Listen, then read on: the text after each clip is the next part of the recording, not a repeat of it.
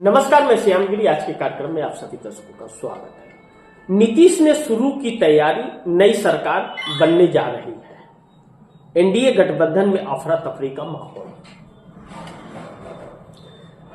नीतीश कुमार बिहार में इस्तीफा नहीं देने जा रहे हैं। नीतीश कुमार सरकार बदलने जा रहे हैं, यानी कि कैबिनेट बदले जाएंगे बिहार में। और बिहार में कैबिनेट बदले जाएंगे तो केंद्र में, दिल्ली में सरकार बदली जाएगी। अब नीतीश कुमार बड़ी सिंपल तरीके से, अभी तो वहां की सरकार बनी है, नीतीश कुमार मुख्यमंत्री बने हैं, बाकी कैबिनेट आया, गृह मंत्रालय भाजपा के पास आ गया, स्पीकर भाजपा के पास आ गया। लेकिन स्पीकर के दो हिस्से हो गए। वह स्पीकर जेडीयू का भी उतना ही है जितना भाजपा का है, जितना मोदी का उतना ही नीतीश कुमार का, और है बिहार का।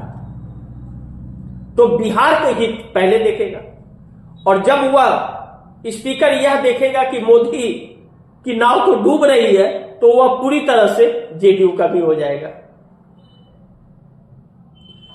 ऐसे में नरेंद्र मोदी, अमित शाह का दांव फेल हो गया।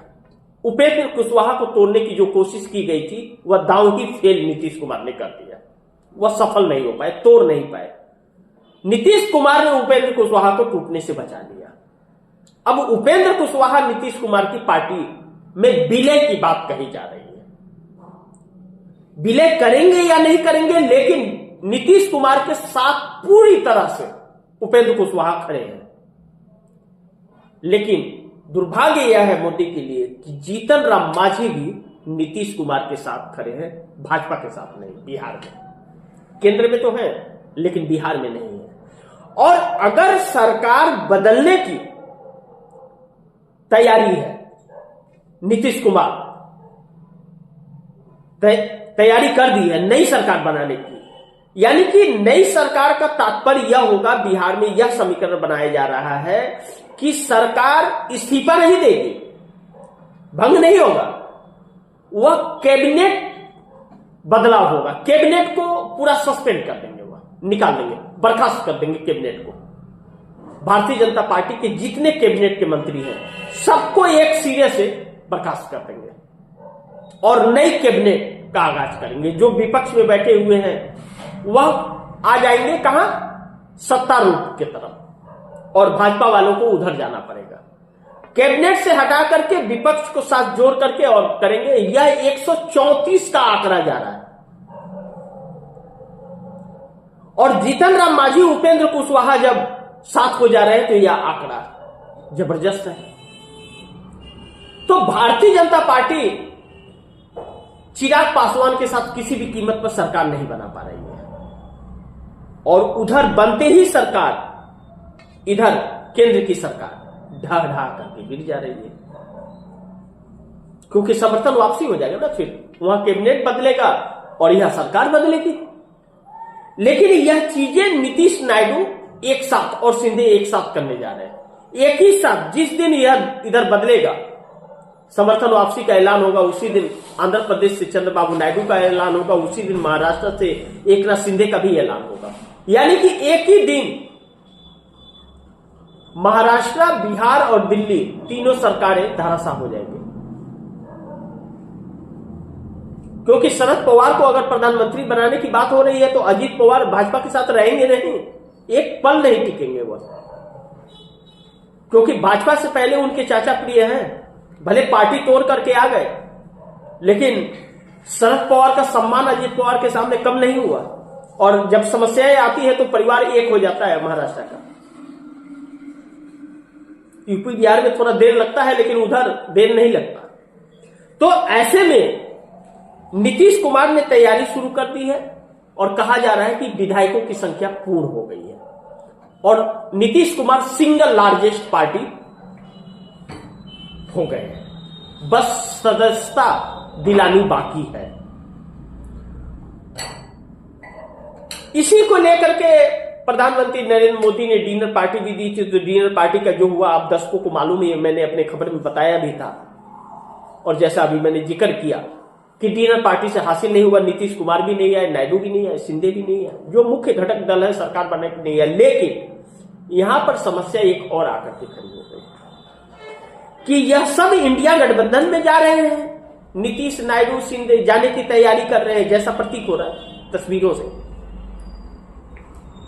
चिराग पासवान से नीतीश कुमार की बात चल रही है, लालू प्रसाद यादव की। और चिराग पासवान ने यह कई बार कहा है कि लालू प्रसाद यादव के से हमारे पारिवारिक संबंध है, हमारे संबंध कभी खराब नहीं हो सकते, गठबंधन चाहे जो भी हो, उससे फर्क नहीं पड़ता। यह राजनीति है, हम किसी भी गठबंधन में रहे, लेकिन हमारे पारिवारिक रिश्ते तो हैं, हम उसके साथ समझौता नहीं करेंगे। पारिवारिक रिश्तों के साथ किसी पार्टी की वजह से और किसी गठबंधन की वजह से हम समझौता नहीं करेंगे। राजनीति अलग है, पारिवारिक संबंध अलग है, तो रिश्ते बनाए हुए हैं। और समय के हालात को देखते हुए यह कहा जा रहा है कि चिराग पासवान को डिप्टी सीएम बनाया जाएगा, और वह चाहते भी है बिहार की राजनीति करना। 5 साल तक बड़ी मजबूती से चिराग पासवान बिहार की राजनीति कर पाएंगे डिप्टी सीएम के रूप में, अगर व्यवस्था बदली तो। Nitish Kumar single largest party बनके कैबिनेट बदल के नई सरकार बनाते हैं तो 5 साल वह चलेगी और कोई रोक टोक वाली परिस्थिति नहीं रहेगी। जिस तरह से तेजस्वी यादव ने यह ऐलान कर दिया, कांग्रेस के नेता उनसे मिले और सारी प्लानिंग बताई, तो उन्होंने ऐलान कर दिया कि हम बाहर से समर्थन बिना किसी शर्त के देने को तैयार है। चलाए 2030 तक सरकार नीतीश कुमार, कोई रुकावट नहीं आएगी। मंत्री भी ना बनाए, किसी को बनाए तो नीतीश कुमार के रास्ते तैयार हो गए और भाजपा कमजोर हो गई। 89 सीट लाकर के भी भाजपा कमजोर हो गई। सोचिए भाजपा के लिए कैसी खबर है यह कि 89 सीट के बावजूद भाजपा दम तोड़ रही है। यह नरेंद्र मोदी और अमित शाह की जल्दबाजी का नतीजा है और गंदी नीयत का नतीजा है कि इन लोगों ने तोड़फोड़ जो की और लगातार की, और जो अत्याचार हो रहे हैं उसके खिलाफ माहौल बन गया। तो बिहार में नीतीश कुमार बहुत जल्द कैबिनेट परिवर्तन करने जा रहे हैं, कैबिनेट बदलने जा रहे हैं और 134 विधायकों के साथ तकरीबन नीतीश कुमार नई सरकार बनाने जा रहे हैं। और इसकी शुरुआत नीतीश ने तैयारी कर दी है, कहा जा रहा है। एनडीए गठबंधन में अब अफरा तफरी का एक माहौल। अब देखिए, जीतन राम मांझी को तो नीतीश के साथ जाएंगे, उपेंद्र कुशवाहा नीतीश के साथ जाएंगे, नीतीश कुमार है ही। चिराग पासवान बस एक है बिहार में, उनसे भी बातचीत चल रही है। मोदी सरकार अगर नहीं बचने वाली होगी तो वह भी चले ही जाएंगे, इसमें कोई कंफ्यूजन नहीं है। लेकिन जो केंद्र की सत्ता है तो उसमें एनडीए कहां बच रहा है। जिस तरह से नीतीश चले जाएंगे, मांझी कुशवाहा चले जाएंगे, एकनाथ शिंदे चले जाएंगे, नायडू चले जाएंगे, जयंत चौधरी, अनुप्रिया पटेल चली जाएंगे, तो चिराग पासवान रह के क्या करेंगे? चिराग पासवान थोड़ी सरकार बचा लेंगे, तो चिराग पासवान भी रास्ता अपनाएंगे। तो यानी कि मोदी सिंगल खड़े मिलेंगे, यानी कि पूरे गठबंधन शिफ्ट हो जाएगा। और यह नजारा सोचिए कितना भयावह होगा। लोकतंत्र बचाने के लिए और संविधान को बचाने के लिए यह सब कुछ तस्वीरें बनती हुई नजर आ रही है। अब देखना महत्वपूर्ण है कि आगे क्या होता है। जो भी होगा खबरें आप दर्शकों तक पहुंचाते रहूंगा। आप दर्शकों की क्या राय है, क्या सुझाव है, कमेंट बॉक्स में जरूर दीजिएगा। इस खबर को ज्यादा से ज्यादा शेयर कीजिए, अपने दोस्तों को भी कहिए आगे शेयर करें। आपने अगर चैनल को सब्सक्राइब नहीं किया, सब्सक्राइब कर लीजिए, अपने दोस्तों को भी कहिएगा चैनल को सब्सक्राइब करें। मिलते हैं अगली खबर के साथ, तब तक के लिए नमस्कार।